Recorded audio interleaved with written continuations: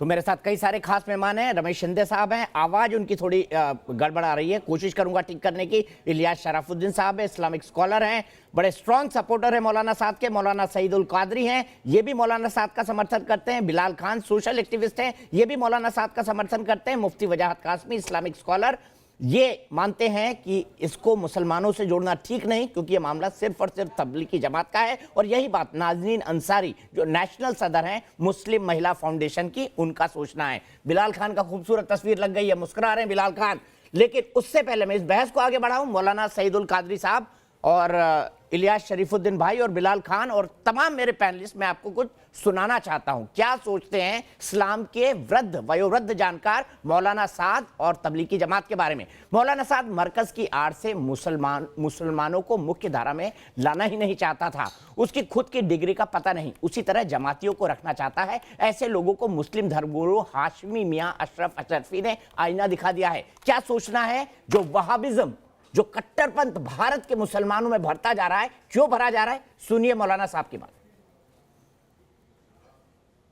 नजरिए के सबसे बड़े फाइनेंसर जो है वो सऊदी अरब हैं, उसी के असर से कुवैत है, दुबई है, अबू धाबी हैं। ये जितने वहाबी वायरस से अफेक्टेड कंट्रीज हैं वो तबलीगी जमात की ताकत है, इसीलिए गिरफ्तार करने में तकलीफ महसूस हो रही है, उनको जेल भेजने में तकलीफ महसूस हो रही है, उन पर 304 लगा तो दिया, उस पर अमल करने में तकलीफ हो रही है, क्योंकि हिंदुस्तान देख रहा है कि ये जाहिल लीडर, मगर इसके पीछे एक अरब दुनिया है जो खुद भी यजीदी बन चुकी है, जो खुद भी खारजियत ज़दा है, जो दहशत गर्द हैं। यही वजह है कि दुनिया में जितने भी आतंकवादी हैं, जितने भी टेररिस्ट हैं, जो मुसलमान बनकर दहशत गर्दी करते हैं, जो मुसलमान बन कर के बेगुनाहों को कत्ल करते हैं, लश्कर तैयबा है, हिजबुल मुजाहिदीन है, तालिबान है, अलकायदा हैं, ये सब के सब वहाबी विचारधारा के हैं। इन सब का फाइनेंसर सऊदी अरब है। और सुनिए आप, ये वहाबियों को हल्के में मत लीजिएगा।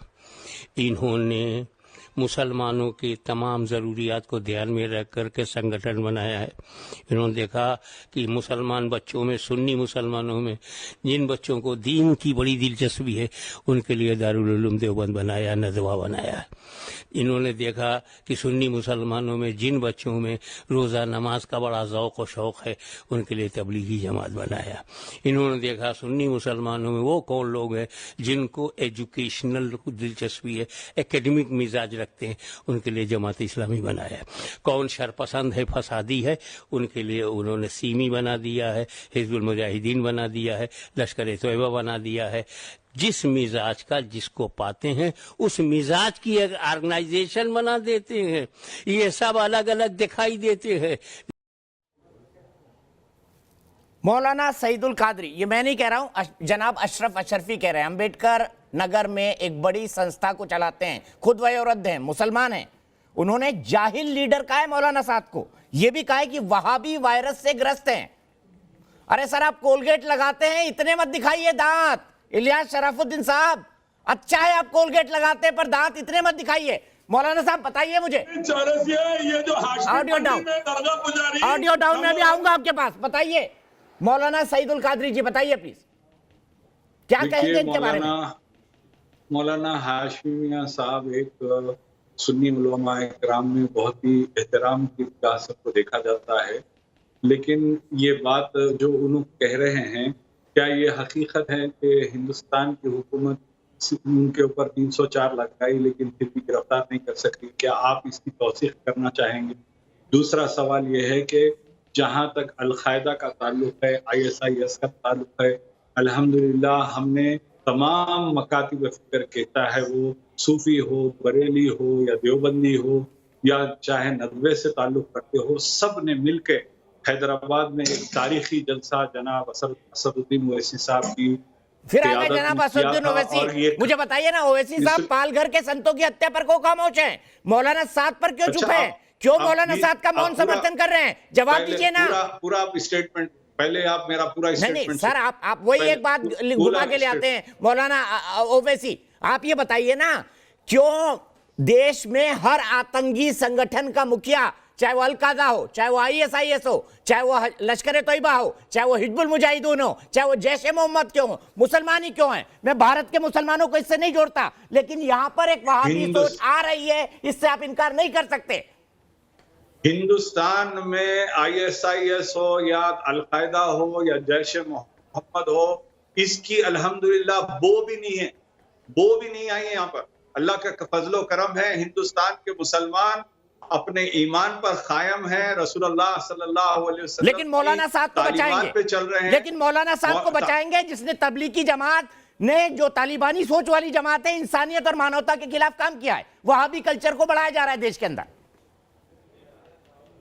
अल्हम्दुलिल्लाह हिंदुस्तान के अंदर किसी किस्म का कोई अल-कायदा का बोबाज भी नहीं है सर। तबलीगी जमात के बारे में विकीलीक्स, जिसको आप बहुत मानते हैं, उसने खुलासा किया है कि इनका ISIS से संबंध है। आप बोले तो मैं रिपोर्ट आपको व्हाट्सएप कर देता हूं। अगर आपकी जैसा की रिपोर्ट आई, 2011 की विकीलीक्स की रिपोर्ट आई, तो यकीनी तौर पर आज हम 2020 में हैं और हुकूमत हिंद यकीनी तौर पर इन 9 सालों में अपनी तहकीकात मुकम्मिल कर ली होगी और उनके अंदर अगर जर्री सी बात अगर होती तो जरूर एक्शन लेती। इसका मतलब उनके पास में कोई सबूत नहीं था, इसीलिए फाइल घंटे मसले में जा चुकी मैंने बोला कि सुप्रीम कोर्ट चले जाइए, तो वो बोल रहे हैं सुप्रीम कोर्ट तो प्रेशर के अंदर फैसला कर देता है। जब संस्थाओं पे भरोसा ही नहीं बचा मौलाना साहब के समर्थकों का, तो आगे क्या होगा? कोई सबूत नहीं है, कोई आपके पास तथ्य नहीं है, कोई एविडेंस नहीं है इसका। अभी निकलेंगे सर, निकलेंगे।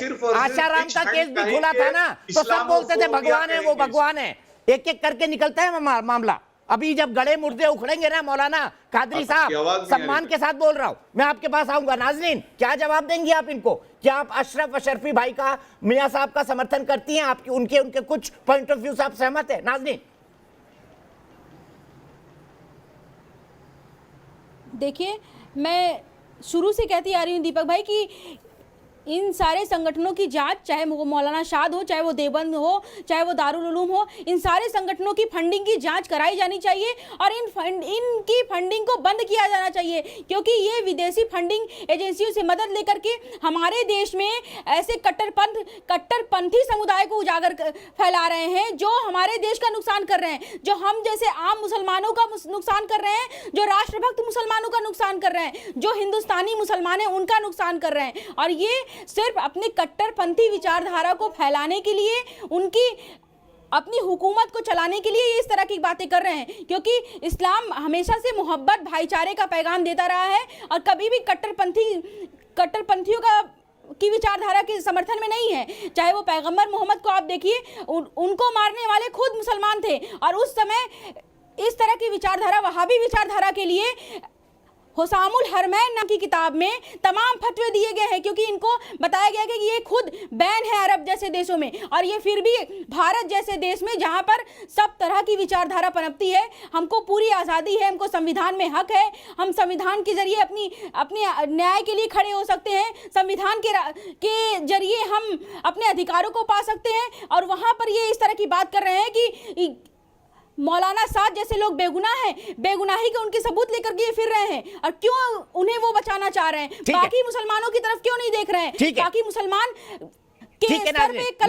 इसका जवाब मैं बिलाल खान से लेता हूं, इसका जवाब मैं बिलाल खान से लेता हूं। बिलाल खान, मुझे जवाब दीजिए, मौलाना साद के जितने भी समर्थक हैं, मौलाना साद को मुसलमानों की आड़ में बचाने की कोशिश क्यों कर रहे हैं? क्या मुफ्ती वजाहत साहब, क्या नाजनीन आपा ये मुसलमान नहीं है? इनकी आवाज और इनका कोई हक नहीं? देखिए दीपक जी, मैं बताना चाहूंगा कि इस देश के कानून से बड़ा ना मौलाना साद है, ना तबलीगी जमात है, ना आप है, ना देश का एक नागरिक है। इलियास सराफुद्दीन बोल रहे थे ना, सुप्रीम कोर्ट तो दबाव में फैसले दे रहा है, इनको सुप्रीम कोर्ट पे भी भरोसा नहीं है। आप उसी विचारधारा को आगे बढ़ा रहे हैं। बता रहे हैं क्या गांधी को मारने वाला कौन था? न्यायालय पे भी भरोसा नहीं करते, मारने वाला कौन था? माननीय सर्वोच्च न्यायालय पे भी भरोसा नहीं करते। ये बाबरी मस्जिद को शहीद करने वाले कौन थे? आप बार बार एक ही चीज कर रहे हैं, कौन थे लोग? आप बताइए। आप जो नफरत फैला रहे हैं कि आपके तालिबानी और ये सब लोग संगठन, ये हमारे यहाँ से ये मुस्लिम लोग, आप बताइए कि कौन लोग थे? बताइए आप। नहीं, मुझे आप बताइए ना, मेरे सवाल का जवाब दीजिए आप, मेरे सवाल का जवाब दीजिए। और इतने सालों अरे से इनके आप लिए सबूत क्यों नहीं पेश कर तो पाए? सर्टिफिकेट लेके कोई नहीं घूमा ना, इनके लिए तो सर्टिफिकेट लेके कोई नहीं घूमा, चाहे वो इंदिरा गांधी की हत्या हो, चाहे बाबरी मस्जिद का मामला हो, इनके क्लीन चिट के सर्टिफिकेट को लेकर कोई नहीं घूमा ना। आप लोग मौलाना साहब को क्यों क्लीन चिट दे रहे, बताइए। ये जो आतंकवादी थे, ये लोग आतंकवादी थे, आप सुनिए। अरे मैंने कब कहा वो आतंकवादी नहीं थे, जिसने गलत काम किया है वो ऐसा है। तो मौलाना साहब को बचाने का जो बात है वो कोई बचा नहीं रहा उनको। मैंने खुद कह दिया शुरुआत में, कानून है, कोर्ट है, कार्रवाई होनी चाहिए उन पर जो उन्होंने मतलब इस तरीके से जो आप फैला रहे हैं पूरी अफवाहें, वो भी देखनी चाहिए। कौन सी अफवाह फैलाई भाई, कोर्ट में चले जाओ मेरे खिलाफ, फेक न्यूज का केस कर दो बिलाल खान, लोगों ने। आप तो सामाजिक कार्यकर्ता हैं। हुए तो उन पर कौन कार्रवाई करेगा? उसमें कौन से तब उसमें आप आइडेंटिफाई करिए कौन कौन बिलाल खान, मैं कह रहा हूँ केस कर दो मुझ पे, अगर मैं फेक न्यूज चला रहा हूँ। अंदर और स्टेटों में उधम मचाया है, वहाँ कौन आइडेंटिफाई करेगा? वहाँ कोरोना नहीं फैल सकता क्या? वो जो लोग लाइन लगाकर किलोमीटर के हिसाब से खड़े हुए थे, दारू नशे के अंदर खड़े हुए थे, नशे के सामान लेने के लिए, उससे हमारी अर्थव्यवस्था बदल जाएगी। वाह भाई वाह, उस पर कोई सवाल नहीं होगा। अरे बिलाल, मौलाना साहब की बात करो ना यार, जो मुद्दा तुमसे रिलेटेड नहीं उस पे क्यों बात कर रहे हो, इस पे भी बात कर लेंगे। और अभी बोलो ना मौलाना साहब की क्लीन चिट का सर्टिफिकेट लेकर क्यों घूम रहे हो? बात करेंगे, ये बाबरी मस्जिद से लेकर के तमाम बातों की बात करेंगे, मगर मौलाना साहब की बात नहीं करेंगे, क्योंकि ये खुद मौलाना साहब को बचाना चाहते हैं। मौलाना साहब की आड़ में ये खुद चाहते हैं कि भारत का मुसलमान बदनाम रहे। सुनिए, भारत का मुसलमान, आपको पता नहीं तबलीगी जमात को पहले इतिहास पढ़ कर आइए मैडम, आप पहले इतिहास पढ़िए। तबलीगी जमात में कोई इस तरह की बात नहीं होती है, उसमें ईमान की और भाईचारे की बात होती है। ठीक है, एक मिनट, बिलाल सही पॉइंट उठाया, बिलाल सही पॉइंट उठाया, बिलाल मैं एग्री करता हूँ आपके साथ, बिलाल सुनिए मेरी बात, सबको सुनाइए, एक मिनट रुकिए। वो इस्लाम की प्यार की मोहब्बत की बात करते हैं। अभी मैं सुनाता हूँ आपको तबलीगी जमात। बिलाल एक मिनट यार, ब्रेक ले लो थोड़ा सा। आपने कहा तबलीगी जमात, गुमराह करते रहते हैं। आपने कहा तबलीगी जमात, एक मिनट सुनो नाज़रीन, प्लीज एक मिनट, सबको बोल रहा हूँ, रिक्वेस्ट कर रहा हूँ। इन्होंने कहा कि अल्लाह की बात करते हैं, दीन की बात करते हैं, ईमान की बात करते हैं, मैंने मान लिया। लेकिन तबलीगी जमात की वेबसाइट के ऊपर 23 अप्रैल को एक ऑडियो डाला गया है।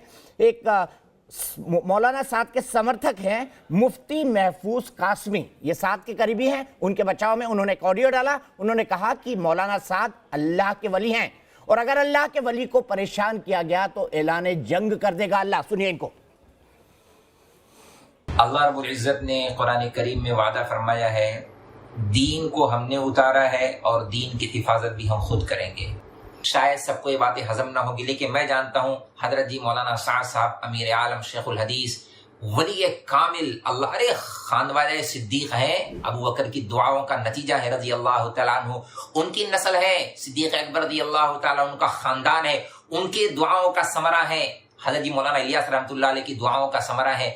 इतनी कमजोर दुआ तो नहीं होगी यार गार की, अल्लाह के वली है इस जमाने के। अगर किसी ने छेड़ा है तो खुद अल्लाह के साथ उसने ऐलान जंग की है। कोई बात नहीं, हमें परेशान होने की जरूरत नहीं, अल्लाह खुद ही निमटने के लिए काफी। हम किसी के लिए बद्दुआ नहीं करते, हम तो सबके लिए खैर की दुआ करेंगे।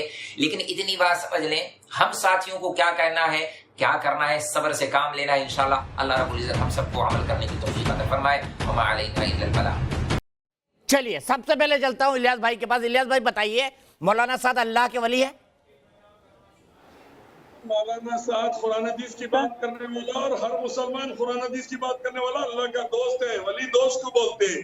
और संगियों को नंगा करने वाला अल्लाह का वली है आज की तारीख में, जो अल्लाह का दोस्त है, सच को सच, झूठ को झूठ बोलने वाला। ठीक है, आरएसएस का, ठीक है, समझ लिया इलियास भाई, समझ लिया आपकी बात। मुफ्ती मजाद कासमी अल्लाह के वली है मौलाना साद। और ये जो अशरफी है ना, चौरसिया अशरफी नंबर 1 का दरगाह पुजारी।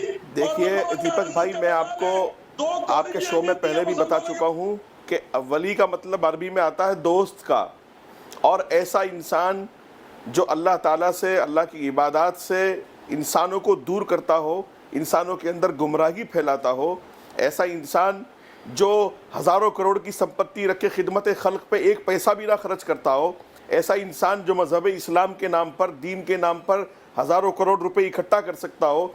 आप खुद ही सोच लीजिए अपने दिल पे हाथ रख कर के कि वो इंसान कैसे वली हो सकता है। उसको मैं शैतान तो ज़रूर कहूँगा, वली कभी नहीं कह सकता। ठीक है। एक दूसरी बात, आपने जो अभी बुजुर्ग की वीडियो दिखाई है हाशमी मियाँ साहब, उनकी एक बात से मुझे इत्तिफाक है कि ये जाहिल लीडर है और उसके पीछे बहुत लंबी चौड़ी भीड़ है। और दूसरे जो उन्होंने दूसरे संस्थानों पर जैसे देवबंद जैसे संस्थानों पर आवाज़ उठाई है, ये आपका चैनल बहुत जिम्मेदार चैनल है, आपको भी इसकी पुष्टि नहीं करनी चाहिए। मैं नहीं कर रहा, मैं तो उनका बयान दिखा रहा हूं और ये कह रहा हूं मैं उनसे एग्री करूं ना करूं। हाँ। लेकिन हिंदुस्तान के मुसलमान शुक्रिया, ये भी शुक्रिया। राय रखते हैं, हिंदुस्तान के कुछ शुक्रिया। मुसलमान ये भी राय रखते हैं। मैं कह रहा हूं कि लोग बोल रहे हैं कि वहाबिज्म डाला जा रहा है। सीधे चलता बिल्कुल, हूं मैं बिलाल बिल्कुल। खान के पास। बिलाल खान, अल्लाह ऐलान जंग कर देगा, मौलाना साद पर केस हो गया इसलिए। देखिए, मैं ये बता रहा हूँ, जो भी अल्लाह से जुड़ा हुआ है वो अल्लाह का वली है। इसका मतलब ये नहीं है कि आप फैसला करेंगे, वो अल्लाह फैसला करता है, अल्लाह का उसका मामला होता है। इसमें किसी को जोड़ने की जरूरत नहीं है। कौन वली है क्या हम नहीं बताएगा, ये ऑडियो में जो बोल रहा है वो नहीं बताएगा, समझ गए? आप इस बात को चलाना बंद करिए। अरे भाई, मौलाना साद कह रहे, चेले चपाटी कह रहे हैं कि वो अल्लाह का वली है। आप सिर्फ यही चलाते रहेंगे, आप में हिम्मत है 14 करोड़ लोगों का रोजगार। अरे भाई, लड़ क्यों रहे हो बिलाल भाई, जवाब दो, लड़ क्यों रहे हो अरे यार? मुझे बताओ, आपने कहा अल्लाह डिसाइड करेगा कौन वली है, तो मुल्ला क्यों बता रहा है अल्लाह का वली कौन है? बिलाल जवाब दो। गुलाम राजन साहब ने कहा है सही सरकार 65,000 करोड़, अगर सरकार ने बहुत अच्छा सवाल है दीपक भाई आपका, बहुत अच्छा सवाल आपको है। पता भी नहीं है। मुझे बताइए, मौलाना कादरी साहब जुड़ गए हमारे साथ। मौलाना कादरी साहब, मेरा सवाल का जवाब दीजिए। मर रहे गरीब है, उसके लिए कोई अल्लाह बताएगा उसका वली कौन है कि मुल्ला बताएगा उसका वली कौन है? जवाब दीजिए। ये अल्लाह का वली कौन है, ये तो परवरदिगार आलम की अता है। अल्लाह जिससे चाहे वली बनाए, मैं इस बात से इत्तेफाक नहीं करता तो हूं। मौलाना साहब के चेले चपाटी क्यों डिक्लेयर कर रहे हैं कि वो अल्लाह के वली हैं? बताइए। मौलाना साहब के चेले चपाटी क्यों डिक्लेयर कर रहे हैं कि वो अल्लाह के वली हैं? जिस तरह से आप मुसलमानों को ये तबलीगी जमात के नाम से एक इस्लामोफोबिया का एक पूरा खेल रचा जा रहा है, इससे मैं ये कहूँगा कि इन्नल्लाह मअस साबिरीन, अल्लाह हम सब के सब्र करने वालों के साथ है। परवरदिगार आलम यकीनी तौर पर मदद फरमाएगा और इंशाअल्लाह ताला ये कम्युनल वायरस का भी इलाज हो जाएगा इंशाअल्लाह। आप मत बोलिए कम्युनल वायरस, बोल दीजिए मौलाना साहब कल 24 घंटे में गिरफ्तारी दे दें। बोल दीजिए जनता के सामने आके माफी मांग जाए। उनके गिरफ्तारी की बात तो आते ही नहीं। वो चोरी और सीना चोरी करते रहे, वो चोरी और सीना चोरी करते रहे, उनकी गिरफ्तारी की बात तो आते ही नहीं। बोल देते आके गलती हो गई। जो ऑडियो डाल रहे हैं कि मैं अल्लाह का वली हूँ, सोशल मीडिया पे एक फोटो वायरल हो रही है जिसमें बताया जा रहा है कि दिल्ली हुकूमत के एक वजीर मौलाना साद के साथ खड़े हैं। तो जब कोई वजीर कहीं पर जाता है तो यकीनी तौर पर उसके साथ उसकी पुलिस सिक्योरिटी भी जाती है, पूरा अमला जाता है। तो अगर एक वजीर दिल्ली हुकूमत का उनसे मौलाना साद को क्राइम ब्रांच ने नोटिस दिया है, मौलाना साद को क्राइम ब्रांच ने नोटिस दिया है। अब किसका वजीर जा रहा है मेरा मुंह मत खुलवाइए। किस पार्टी का वजीर जा रहा है, क्यों जा रहा है, मेरा मुंह मत खुलवाइए। मुझे बताइए 4 नोटिस का जवाब क्यों नहीं दिया उन्होंने? 4 नोटिस का जवाब क्यों नहीं दिया उन्होंने? कोरोना का टेस्ट उन्होंने क्यों नहीं करवाया सरकारी अस्पताल से? बताइए, जवाब दीजिए। अगर उन्होंने नोटिस रिसीव किया है तो यकीनी तौर पर पुलिस को मालूम है कि वो कहाँ है। तो ये फिर मीडिया चैनल्स पे ये वलवला क्यों मचा है कि मौलाना साहब कहाँ है? तो यकीनी तौर पर देश जानना चाहता है जिस आदमी ने है। इंसानियत और मानवता के खिलाफ अपराध किया है वो कहाँ है? 304 का केस लगने के बाद देश जानना चाहता है। मैं सीधे नाजनीन के पास चलता हूँ। नाजनीन, हर बात को हिंदू मुसलमान बनाया जाता है। क्या मेरी नाजनीन आपा, मौलाना साहब, क्या मेरी नाजनीन आपा, क्या मुफ्ती साहब, क्या अशरफ अशरफी, जिनके लिए कितने गंदे शब्दों का इस्तेमाल कर रहे थे रमजान के पाक महीने में, इलियास शराफुद्दीन साहब, क्या ये तीनों मुसलमान नहीं है? नाजनीन बताइए, जवाब दीजिए। नाजनीन तो नताशा दिख रही मेरे को, आरएसएस की दलाल। अशरफी नंबर 1 का आरएसएस का पिल्ला है और ये खास में भी नंबर 1 का आरामी है। ईमान बेच दिए लोग। क्या मतलब ईमान बेच डाले, बेच के देश में आग लगा रहे। आप जितने शब्द बोलेंगे ना, अल्लाह ताला तुझे हिदायत देगा। जालिम में बैठ के गालियां देते हैं, तब इनका ईमान नहीं डर रहा था। तब ये जो है नाजनीन नताशा दिख रही आरएसएस की दलाल। अच्छा, एक मिनट खा के देखो नाजनीन का हाल। देख लीजिए किस तरह से बैठकर नेशनल चैनल पे लोगों को गालियां दे रहे हैं। गालियां किस तरह से दे रहे हैं रमजान के महीने में, वो भी। मतलब शर्म आनी चाहिए। आप एक बहन की इज्जत नहीं कर सकते इलियास शराफुद्दीन साहब, शर्म आनी चाहिए। आपने किन किन शब्दों का इस्तेमाल किया मैं रिपीट भी नहीं कर सकता। और खुद को बहुत बड़ा नेशनल टेलीविजन पर, और बोल रहे हैं आप बहुत बड़े मुस्लिम इस्लामिक स्कॉलर हैं। अशरफी और खासमी वाजिद दोनों दल्लाल आरएसएस के नंबर 1 के हरामी हैं, देश में आग लगा रहे हैं। आप लोग अल्लाह को नहीं मानते हैं, आप लोग अल्लाह के बताए हुए रास्ते पे नहीं चलते, आप लोग मुल्ला के बताए रास्ते पे चलते हैं। और मौलाना साद, हम कंफ्यूज कर रहे हैं नाज़रीन और मेरे को और दुनिया को गुमराह कर रहे शराफुद्दीन हैं। को आप प्रेम जैसे मिले। लोग आतंकवादी संगठनों को पाल रहे हैं, आप समझ गए? आप जैसे लोग ही आतंकवादी संगठनों को पाल रहे हैं। नंबर 1 जेल में, वो जेल में आप जैसे मुसलमान ही यजीद के रूप में है, यजीद ही था जो यजीद भी मुसलमान ही था जिसने पैगंबर के खानदान का कत्ल किया था। तीसरे गुप्ता के हराम का खा रही है, आगे आग लगा रही है। मैं माफ कीजिएगा इलियास जी अब हद हो गई, अब आप हद हो गई, अब आप हद हो गई। इलियास जी सुनिए, इलियास जी देश देख रहा है आप किस तरह से गालियां दे रहे हैं, पूरा देश देख रहा है। आप एक महिला के लिए नेशनल टेलीविजन पर इन शब्दों का इस्तेमाल नहीं कर सकते, माफी मांगिए। दलाल है, भड़वे हैं, गोदी मीडिया दलाल भड़वा है। काटिए इनको, ये नेशनल टेलीविजन पर लाने लायक नहीं है। ये चरित्र है मौलाना साद के वकीलों का, ये चरित्र है मौलाना साद के वकीलों का। एक बहन नाजनीन आपा के लिए इन शब्दों का इस्तेमाल कर रहे हैं, नाजनीन आपा के लिए। मैं माफी मांगता हूं कि मेरे चैनल पर इन शब्दों का इस्तेमाल हुआ, लेकिन मैं दीपक भाई जी, जब मौलाना शाद जैसे लोगों की वकालत करने वाले लोग इस तरह से गिरे हुए सोते हैं, तो मौलाना शाद किस तरह के इंसान है? अगर वो अल्लाह के वली है तो वो खुद सामने क्यों नहीं आ जाते? अल्लाह उनके साथ रहेगा अगर वो ईमान वाले होंगे तो। ईमान उनके अंदर बचा ही नहीं है, वो सिर्फ अपनी धन तिजोरियां भरना चाहते हैं, और तिजोरियां भरने के नाम पर, अपनी सियासत चलाने के नाम पर लोगों को गुमराह करने का काम कर रहे हैं, लोगों को भड़काने का काम कर रहे हैं। इलियास नाज़रीन आपा, क्यों नहीं मैं सबसे पहले इस समय कोरोना वायरस जो पूरी दुनिया में फैला हुआ है, क्यों नहीं अपना पूरा खजाना खोल देते हैं? इलियास शराफुद्दीन, आपकी इस बेशर्म बेतुकी बातें जो रमजान के महीने में हुई है, मैं कहता हूं मैं यहां पर गालियों को वेलकम करता हूं, पर इलियास शराफुद्दीन आज से आप मेरे टेलीविजन चैनल पर नहीं आएंगे। और मैं माफी मांगता हूं नाज़रीन आपा कि एक आदमी जो अपने आप को इस्लामिक स्कॉलर कहता है, उनने इस शब्दों का इस्तेमाल किया है। और मैं दर्शकों से भी माफी मांगता हूं कि मेरे इस शो में मैं सबको इन्वाइट करता हूं। लोकतंत्र है, आपका पॉइंट ऑफ व्यू रखिए, शराफत से रखिए, अच्छी लैंग्वेज के साथ रखिए। रमजान का पाक महीना है, लेकिन इस्लामिक स्कॉलर किन शब्दों का इस्तेमाल कर रहे हैं?